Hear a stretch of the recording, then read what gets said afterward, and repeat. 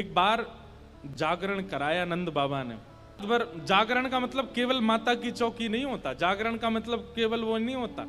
जागरण का मतलब है पूरी रात जग करके अपने इष्ट का स्मरण करना, वो जागरण है।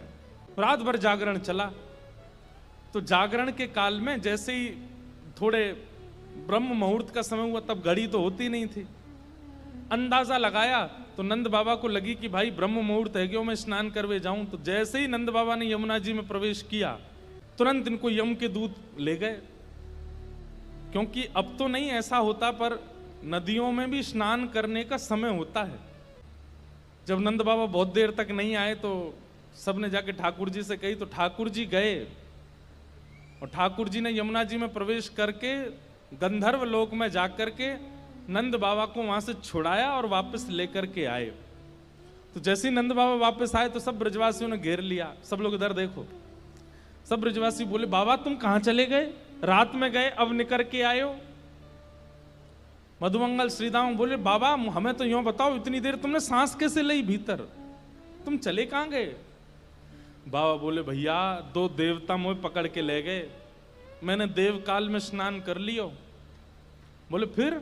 बोले कछु ना, बड़े बड़े महल बने, बड़े बड़े लंबे चौड़े देवता ऐसे सुंदर कि देखते रह जाओ। मैंने इंद्र को दर्शन किया, मैंने सबरे देवता देखे वहां पे। और फिर बाबा फिर का भयो? बोले इतने में ही लाला आयो।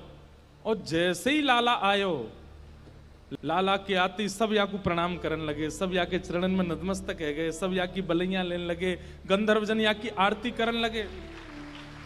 बात तो सुनो पूरी।